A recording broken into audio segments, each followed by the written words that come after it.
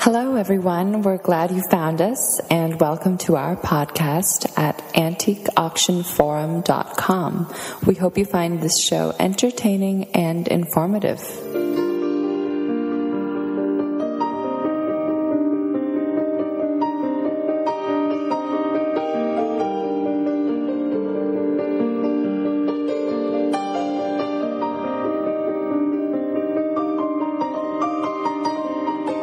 This podcast is sponsored by WorthPoint. Find out what your antiques are worth at worthpoint.com. Hi everyone, this is Martin Willis with the Antique Auction Forum, episode 97 today.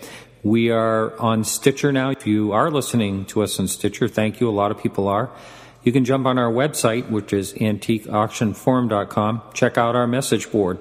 Today's guest is Kate Manko. She is a young antiques dealer, a folk art dealer. I should say an American folk art dealer. Very talented, smart, and funny, and a great guest. So here's episode number 97. So I'm here in Wells, Maine with the folk art expert, I want to call you. Thank you. And dealer, Kate Manko. How you doing, Kate? Good, how are you? Great. And one of the reasons we're doing this podcast together is, I'm going to be frank with you. You're young. Yes. And there's not too many young people in the business. There's and not. When you and I first connected, I think it was through, you listened to a podcast, I believe it was? Yes, I do. Yep, yeah. I listen to your podcast. And I think it's great. And you have wonderful parents. I've known Ken and Ida for many years. And they have great taste. And I'm just going to say, we're in this setting here where there's their home, some wonderful folk art pieces, weather vanes, a nice steel plate weather vane. I love that one behind. Always thought your parents had some wonderful taste, and it's so nice to see that you got the bug. Yes, yeah. I grew up in this environment, so I almost don't know any other way. Yeah. And you don't realize it until you invite other people who have had no exposure into your home, and they look around and they're afraid to sit down. They don't know how to interact with what's in your house, and I'm so used to it. Yeah. You know, I'm very proud to say that as a child playing in this kind of a home with folk art and things that could be broken, and that's a really bad thing. Yeah. You know, knock on wood, I never broke anything. You know, you should never say that, though. Yes. Yeah. Now, I think I remember you I was here like 20-something years, 20 years ago. Yeah, I'm 30 years old. Yeah. And so that's true. I just kind of barely remember some little squirt running around. Not to be Absolutely. Yeah. When did you decide that you wanted to actually pursue this line? You went to school. I went away to school. I took a year off between high school and college, and I chose to go away to Syracuse University. I studied communication and music industry, which is the music business. Yep. And I originally thought I wanted to get into journalism or something along those lines, and I got out of school, and the music business was taking a different turn because that was just after Napster and everything was going digital. Yep. And that wasn't what I was passionate about in the music business.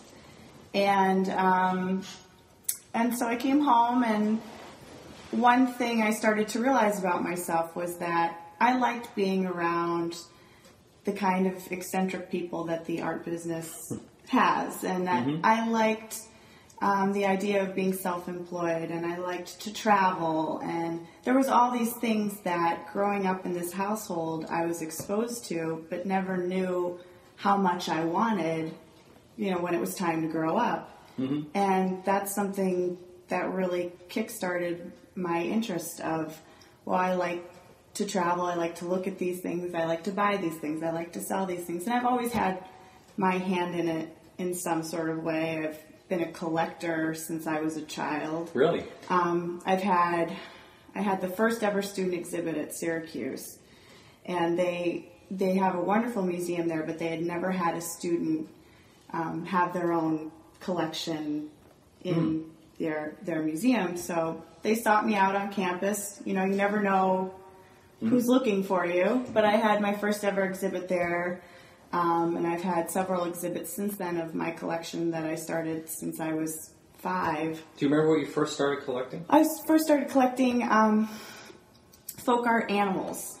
Little carved animals? Mm-hmm. I have a case full of them over here. Oh, that's just a I little was bit looking of at it. those. Yeah. Some really nice ones. And I think I was collecting things that were just youthful and young and fun and all these things that I had seen in Maine. And I was just looking, I guess I was just looking for all that kind of stuff. I never really went to the circus and did all these things. And I think I was collecting the things I was maybe missing out on as a kid, because I was going to antique shows with mom and dad, and I was going to auctions and just very different things. I spent a lot of time with my parents, and I'm very thankful for it because it gave me such exposure at a young age, and I was taking it all in and didn't even know it.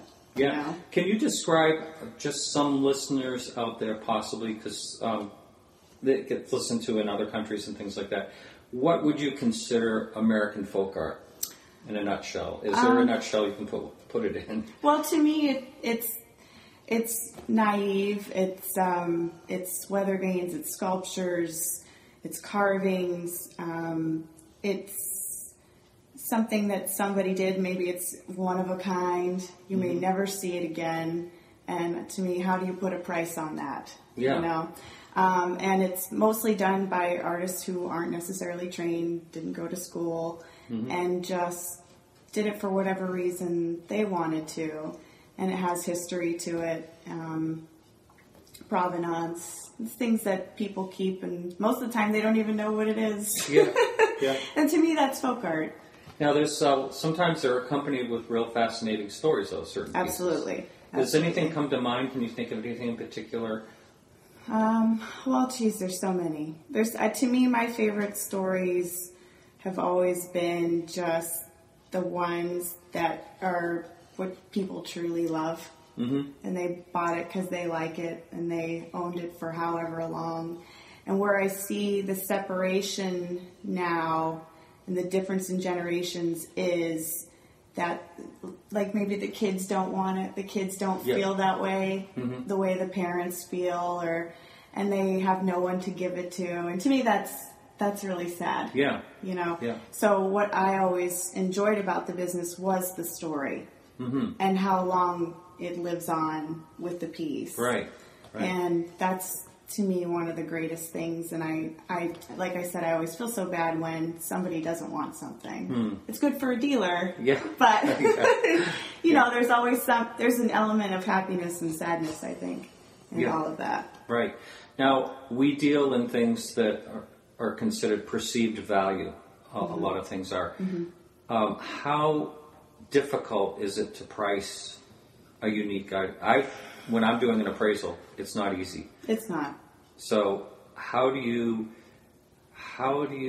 decide how to price certain things? Well, I think you have to take the emotion out of it, which I think is someone, if they're bringing you a piece, they're bringing their emotion with it some of the time. Absolutely. And I think you have to take the emotion out of it, and then I think you really have to think about the market, and I think it depends on, is there somebody who's going to want this, or am I the only one that thinks this is important?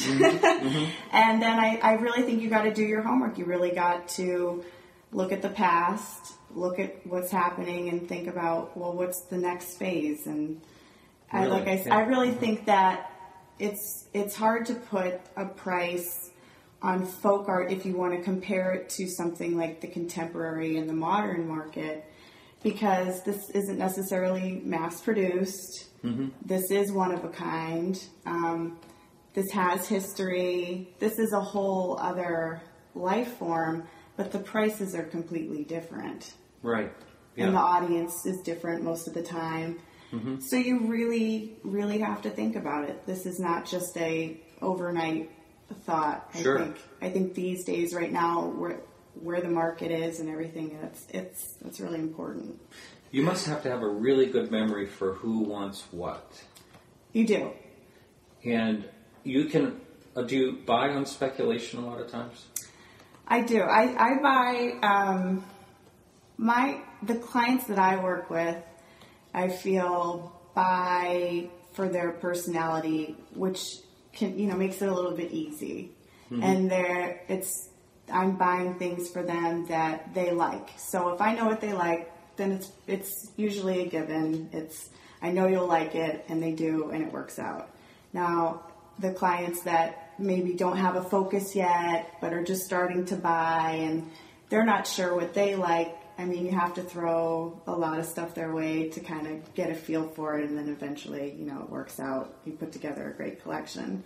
But, I find it a little bit easier when someone buys what they like. Right. It's pretty important. It's like a match. It almost becomes like a matchmaking thing. I'm looking for this. Mm-hmm.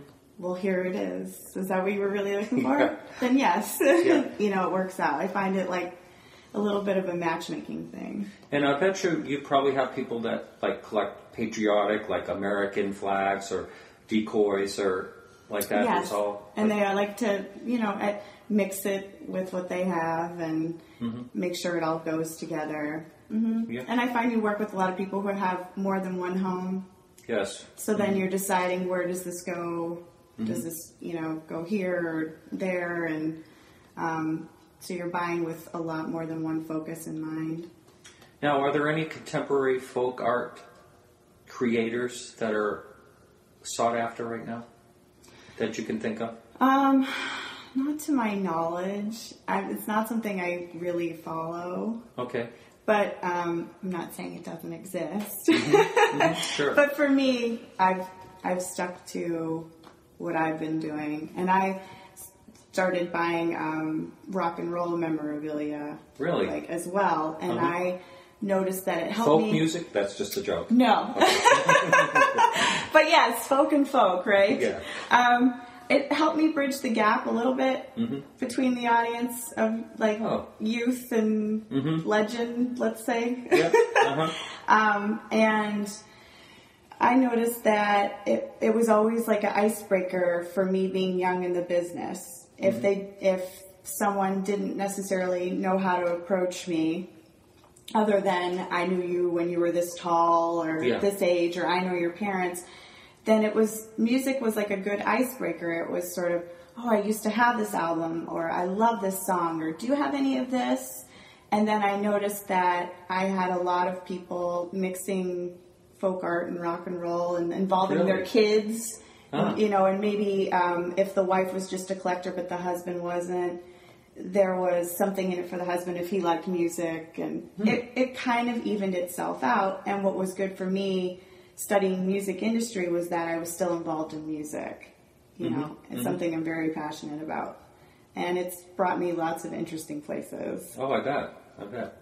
What would you consider the folk art, American folk art market still holding strong? I think so. I think every market has taken a hit. Sure. It's not just folk art. I think it still holds strong. I think it holds strong privately, and I think it holds strong at auction as well, because those are two different things. Right. But I also believe that there's a little bit of fear in everyone right now, so sometimes people will be holding on to their things just because, and and then there's a lot of stuff that people are letting go of because it's not necessarily something you need, it's something you want. So maybe it's the first thing to go, and so then you have to really worry about the market. Like, is there too much right now? Sure, yeah.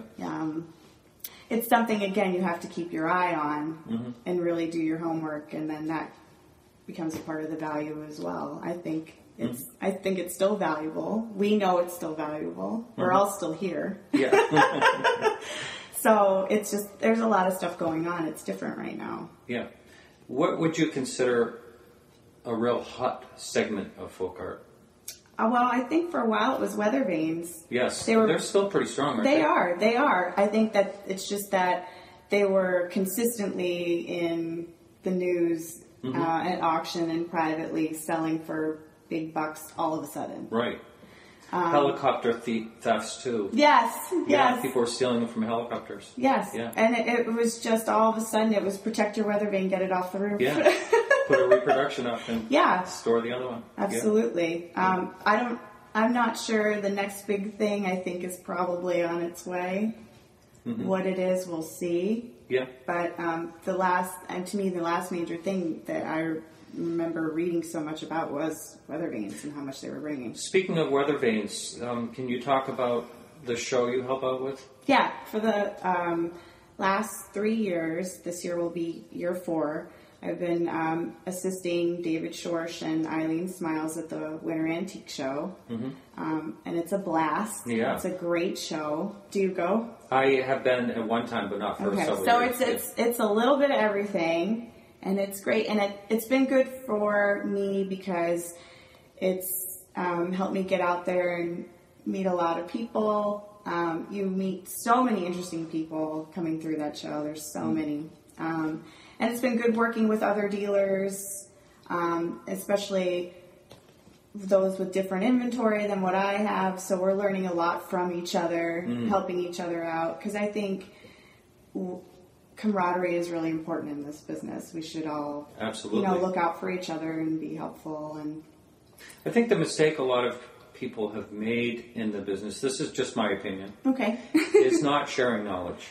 I agree. Because how important is it to get more people involved? And when you hold knowledge back, you're turning away people. I agree. And I think that is becoming a part of the problem with getting young people involved in the business, is that we've shut them out and we don't even realize it. Yeah. Because I think working at these shows, I see one side of it, and then going to shows, I see the other side of it, and I notice how much, because I'll go a lot with friends who are my age, and they want to learn, and they're getting their feet wet, and they're seeing what's out there, and you see certain dealers are very eager and want to be helpful and give you knowledge going through the shows, and that's important to get the next generation interested. And then I also see a lot of dealers who just, you're too young, you're not there yet.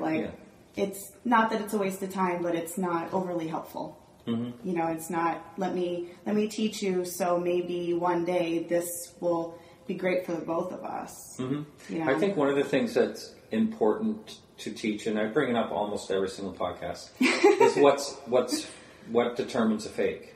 And I'm sure that you see plenty when it comes to carvings and things like that. Well, yeah, and they're out there.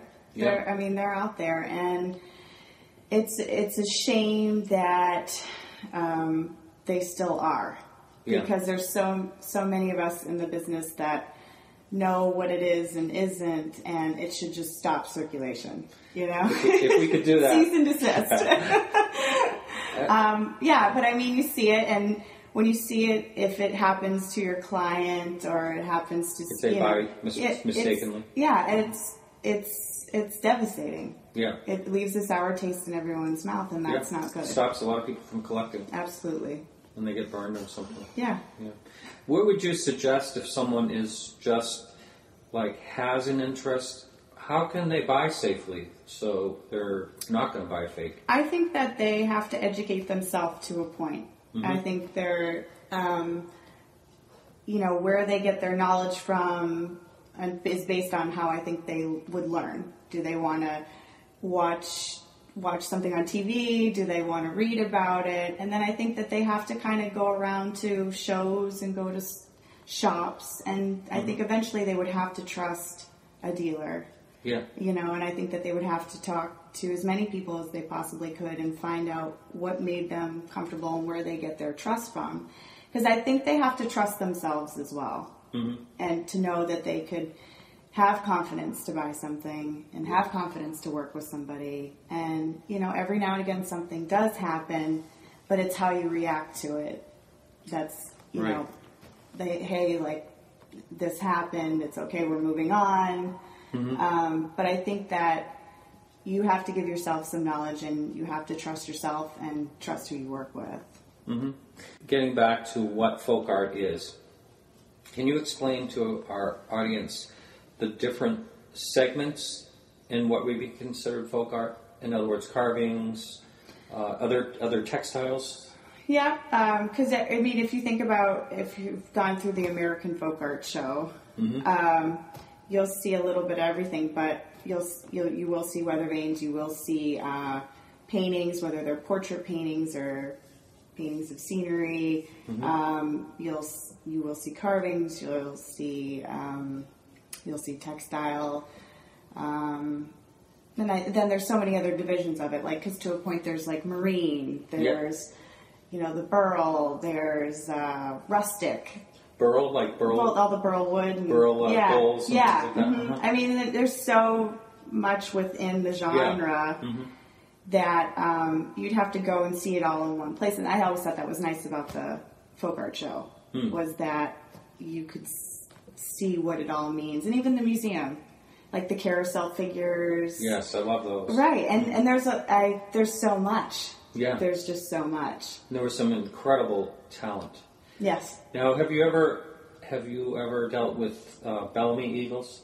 Any Bellamy clients? I personally haven't. My parents have, so they have been in the house. But I personally have not, no. That's a market that's really changed. I mean, for a while there, they were selling for huge amounts of money. And then it kind of tumbled down a little bit. Well, and I remember that. Yeah. I honestly do. And I remember clients who had them in their house, and I remember being, a little kid, and those prices were impressive then. Yeah.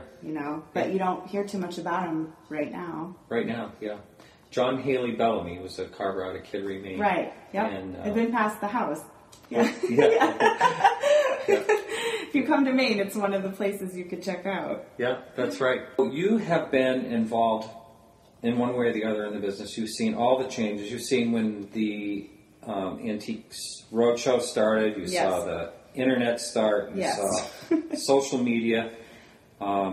Advertising changes. Can you talk about the progression and how that's worked? Yeah, I think there's a lot to be said about it because everything's happening now is like instant gratification. And I think my generation has been such a huge part of that is how do I get this right now? Yeah, exactly. And I noticed from when I was a kid till now, how much it has changed and how much has changed for me. There are some things I'm trying to keep up on myself, and this is my norm, So I notice now how Facebook is coming into the antique business, and that is unbelievable. Because if you think about 10 years ago, 15 years ago, those things would not belong together.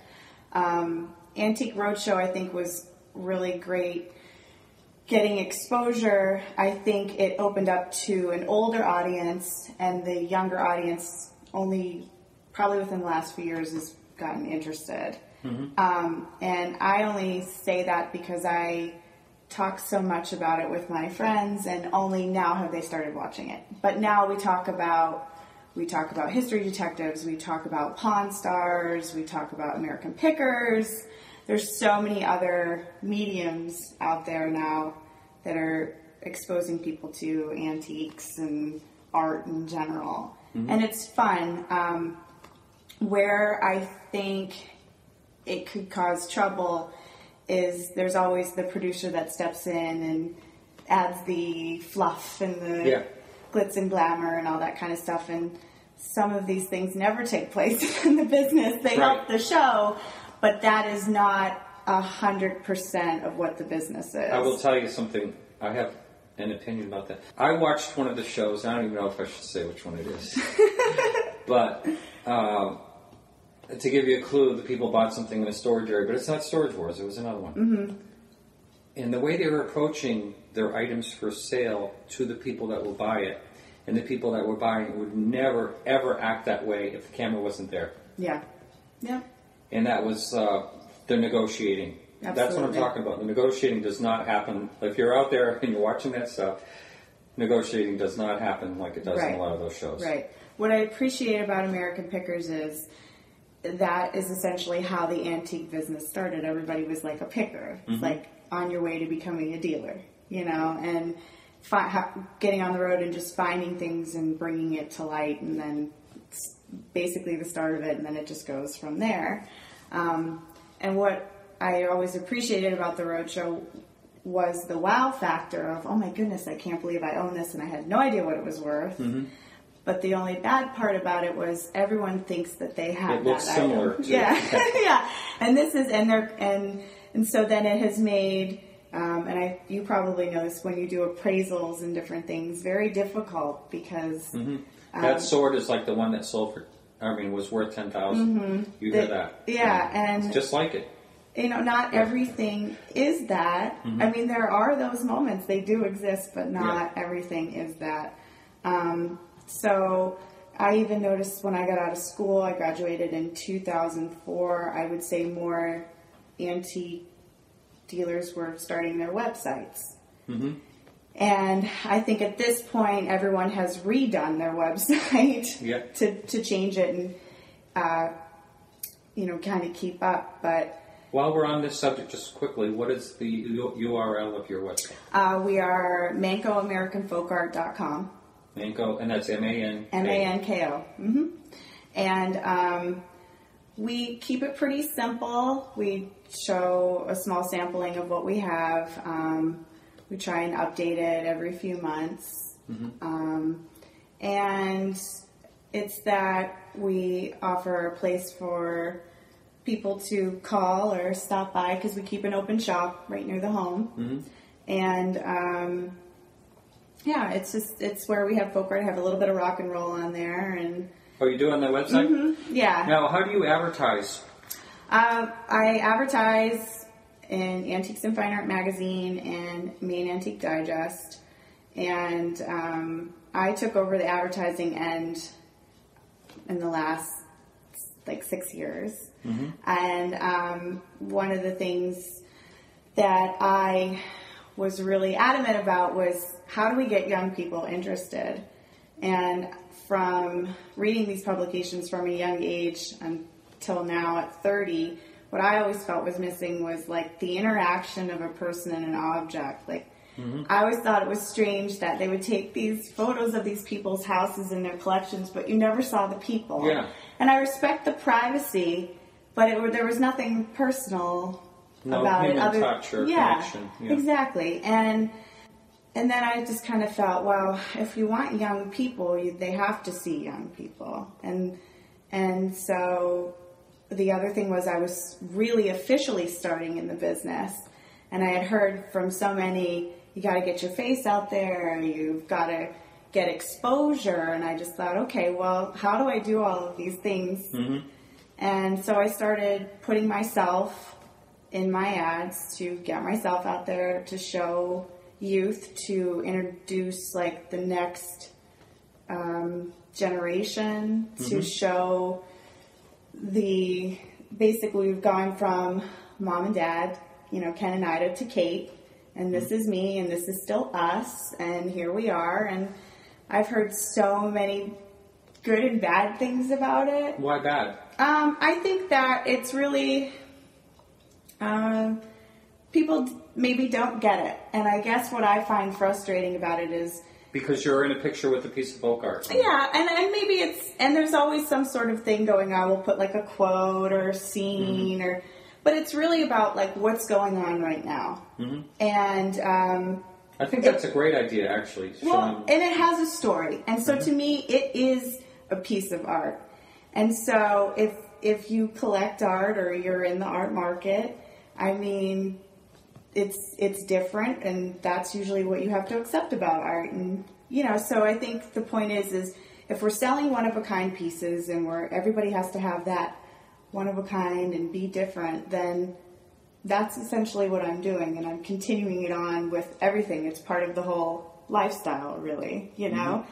And I appreciate ads of beautiful pieces, but if a piece doesn't speak to me, it gets lost. Mm-hmm. So to me, showing more than just a piece in an ad is getting people to just think and kind of think, okay, well, what's going on here? Well, there's all kinds of stuff. Well, maybe we should call her. And it's opened up a lot of lines of communication for me. And that's good. And that's good for someone getting started in the business, because you have to feel like you could be approached and that they can talk to you. And speaking of that, we were talking during the break for a minute about the intimidation factor. Can you talk a little bit about that? One of the things I've always noticed is just how intimidated people who have had limited exposure and knowledge in this business, how they don't know that they could just go to an auction and sit. They don't have to bid. And that they a lot of people think there's a fee for going to an auction. Yeah, right. Yeah, I've been asked that many times. How much does it cost to go? Right. They have no idea. And I think it's intimidating because they don't know if they're welcome or not, and they don't know what it's expected of them. There is nothing on an auction website that says, all are welcome, please come, bring your friends, and not that an auction wants to go to that necessarily, but there's nothing that says you can come here and educate yourself and get exposure and leave, and nothing's expected of you, because I think you're going to get the fever if you go. The worst thing that can happen to an auction or an auctioneer's nightmare is to look out and there be no one out there. Absolutely. And I went to a really big auction one time and counted 14 people with beautiful items there. This is in California, so it can happen. It can. And I have to tell you, I've had this kind of silly, but I've had dreams before a big auction that nobody shows up. My dad had an auction one time where the printing company that was putting out the brochure put it out too late, a week late. No one got a brochure. There was a major snowstorm on the day of the auction. And so my father found out just like the day before the auction that nobody got their brochure. Yeah. Aww. So he put an ad on the radio, and the word and there was a major snowstorm, and the word got out that, Willis is having an auction, and it's not advertised, so everybody was there. It was one of the biggest crowds I've ever seen with the snowstorm and everything. So it's kind of funny. I don't know how I got off on that tangent. Well, no, because I was just saying that, it's important that a lot of people go, and so what you had said was that the worst is if no one's there. Yeah.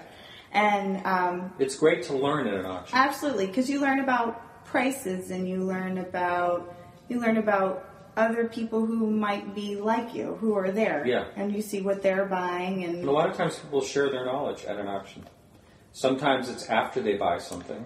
Yeah, absolutely. Well, if something's going as like a sleeper, you know, it's going affordable price, it would be too easy to lean in and say to somebody, you should buy that. You're going to make money. You won't regret it. Yeah. Whenever you decide to sell it, maybe it's not selling here right now, but it's going to sell. And that's where it is. If you're sitting next to a lot of people and you're in that environment, it becomes friendly. Yeah.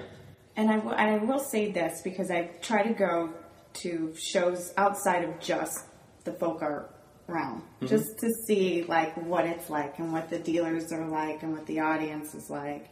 And it's very interesting, because it's not that youth is just lacking from here. It's lacking in general. Yes. And I find it frustrating when it sometimes it feels like it comes down to money, and that there is truth in that. It can be expensive to collect, but it also, I think, if you have a passion for it and you want to buy something, you figure out a way to make it work and to grow into that. And there's certain levels people collect on too. Absolutely. And I speak from experience, because I've been collecting since I was 5. And my tastes have changed, the things that I've bought have changed, the prices have changed. I mean, if you think that if you're 5 and you could afford a piece of folk art, I mean, I can't go back and buy it's a lot of chores. Right. Yeah. It is. It's teeth and from Tooth Fairy money. Tooth Fairy. Yeah. And, I mean, grandparents, whatever. But, I also remember, just because, going to swap meets and flea markets and different things, and people seeing me as a little kid, and they would just give me stuff. I had a lot of things that people would just give me, and that helped me get interested. Yeah. Sometimes you have to give somebody something to start something, Yeah. whether it's Christmas, or especially since it's near the holidays now, or something for a birthday or a major event, it's this, I want you to have this piece. You'll figure out what you're going to do with it in time. Mm-hmm. You'll find your way. And it's just getting your feet wet, I think. When I was 9 years old, I had a paper route. I was pretty young for a paper route. And there was an elderly couple, had no family, they didn't have any children. And it was 50 cents for the newspaper. I mean, I'm going back a long way. And the first time I went there, they gave me these 2 old quarters. Mm-hmm. And it said, if you want to collect coins, we'll give you old coins for the paper. That started me collecting coins. Which, of course, later someone stole the whole collection. Oh, no. Shouldn't talk about that. But anyway. Well, there's still a couple of other opinions you have. Okay. About collecting and people starting to collect. Okay. Well, I think it has to start somewhere. I think what's so interesting about this business is I really think you're born with the bug or you're not. Mm-hmm. And I think that's true if you're a collector or a dealer. Mm-hmm. I agree with that. I think it's in you. I think you really can't wake up one day and just think, I'm going to be an antique dealer, because you have to be able to survive. Yeah. And what so many people don't know about this business is if you're self-employed and this is all you do, this is your life, and you live with it. I mean, you are what you sell, and if that's your income, that's your livelihood. It's everything. And you have to live the business. You do. I've said that many times. You do. And so, you invite total strangers into your home. You never know who you're working with. And that's what makes it so interesting and fun, but it's so different than any other job. Oh, I know. Try to explain this to someone that has no idea. Yeah. And I have friends, and I think even, family who are, they still don't get what I do. They don't understand how do you live, and what do you do every day, and how do you motivate yourself to go and do this, and how do these people find you, and where are they, and it's so many unanswered questions, but it works, and it keeps the world spinning, and it keeps us going, and it just happens. But you either want to collect or you want to deal, and I think you do it till you die. Yeah. I don't know I'm not qualified for anything else. Right. And can you really go from this and then go to something completely different? It would be almost impossible. Yeah. And I really think you really can't even retire from this. You really do it till you die. I think I've tried it a few times. Yeah. I mean, what you will keep of yours until the very end, until you're ready to let it go and sell it or, whatnot. But I mean, this is something I think. All right. Let me just one more question here. Mm-hmm. What is that one piece that you are going to have until you die? Oh, God. Have you found it yet? Have I found it yet? I don't know. I don't know that I have. And I don't think that I'm specifically looking for it, but I'll know it when I find it. What's your favorite thing you have right now? Right now you're sitting next to it. Oh, that is so cool. Can you describe that? Yeah, I have this. I bought at an auction, 9 years ago, and I'm big on carvings. This is pretty much life size, if not bigger, of a female in a bathing suit, blonde hair. I mean, and looks like a totem pole. Yes, it is, and it was found actually in the woods, and on the back of her is all different carvings. Can you explain what you mean by that? Found in the woods? Well, I guess it was It was in a park. Oh, okay. And so, whoever brought her out of the woods, and I found her at an auction, and I mean, to me, she's fabulous, and she's like 9 feet tall. So. Yeah, she's she and she could stand alone, or she could stand with a collection. You just got to have enough ceiling space. But to me, she's awesome. Yeah, it's a wonderful piece. Yeah, and she's a conversations piece, and she to me is folk art. And like, I love her, so I'll live with her for however long, and Right. until it's some sort of an offer. But damn those offers. Yeah, damn those offers is right. Well, all right, you twisted my arm. Yeah. Well, I think this is a great one to go out on, and thank you. You've been absolutely wonderful. Thank you. Thanks for joining the podcast. Absolutely. So this is Martin Willis with Kate Manko, and we're signing off.